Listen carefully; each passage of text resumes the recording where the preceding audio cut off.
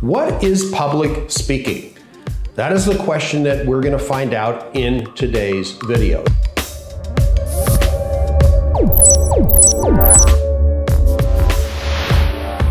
It's a presentation that's given live before an audience.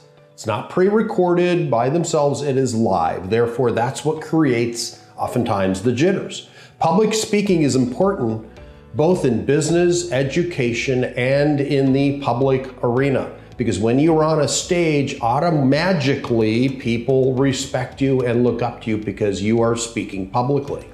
There are many benefits to speaking in public, whether you're an individual or a business. Public speeches can cover a wide variety of topics. It educates, entertains, and influences the listeners, especially if you're good at this craft, and it is a learned craft.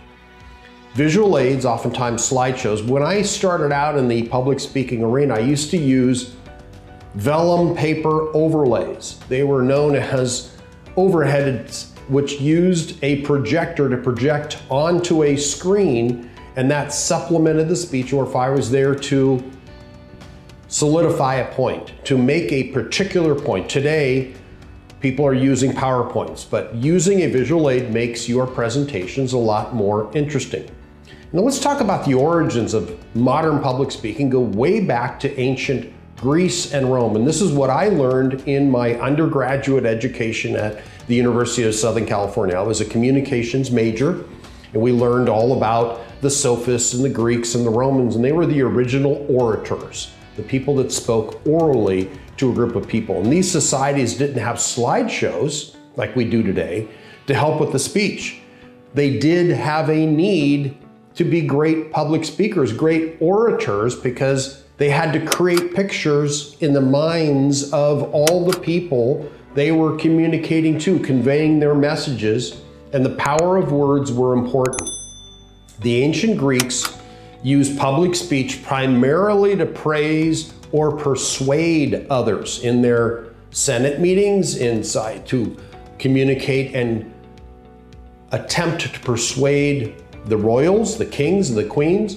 At one point, all Greek citizens had the right to suggest or oppose laws during their assemblies. And how did they do that? By speaking publicly. You know, this resulted in the need for skilled public speakers. Speaking in public became a desirable, sought-after skill, and it was taught. We're going back thousands of years. It was a taught skill, a sought-after skill, one that scared people then, scares people today, but you get better through practice. Public speaking in the time of the Greeks was called rhetoric. Later, when Rome came to power, speaking publicly was used during the Roman Senate sessions. The senators were known to be great orators. The Romans adopted the rhetoric methods of the Greeks. The Latin style of public speaking was popular in the US and Europe until the mid-20th century. After World War II, a less formal and more conversational speaking style of speaking in public became very popular. Electronic tools became available to enhance the presentations. Like I said, the overhead projector was how I originally used visuals that applied to a light which projected up onto the screen to enhance my presentations. And then towards the end of the 20th century, we moved into what is called PowerPoint. And then there was the version for Mac called Keynote. And this helped with some of the electronic tools, digital tools. Even though today's public speeches are less formal, they still need to be organized, taking people on a journey. In order to be organized in your presentations, you've got to tell them what you're going to tell them, tell them what you told them.